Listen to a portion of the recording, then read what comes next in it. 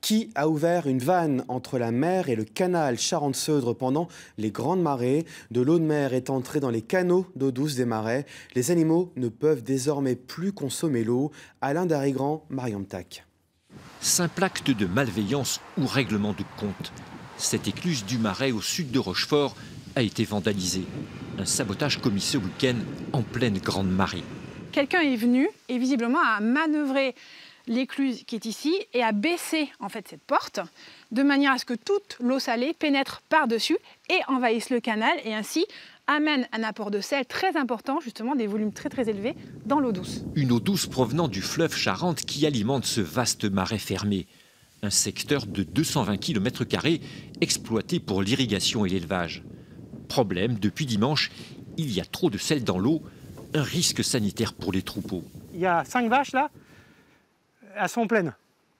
Elles vont véler au mois de novembre. On peut déjà avoir des problèmes sur les veaux.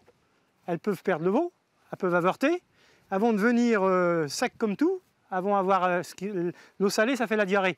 Et puis après, la vache, elle peut crever. Allez, hop, hop, hop, hop, hop, hop. C'est dégueulasse. On peut pas revendiquer, je ne sais pas quelle action ils voulaient revendiquer pour faire une connerie pareille, mais on peut pas s'en prendre à une profession. Depuis 4 jours, les équipes techniques du département effectuent des mesures. La norme, c'est 5 grammes de sel par litre d'eau. 19,6 de température. Donc ici, on est carrément au-dessus. On est au-dessus, mais que 3 grammes. 8, c'est quand même c'est pas alarmant.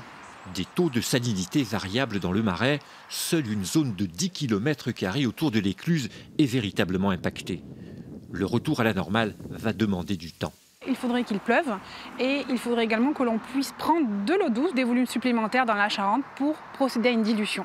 Et alors c'est possible ? Techniquement, en l'état actuel des choses, non. En attendant, le département de la Charente-Maritime, propriétaire de l'ouvrage vandalisé, a porté plainte.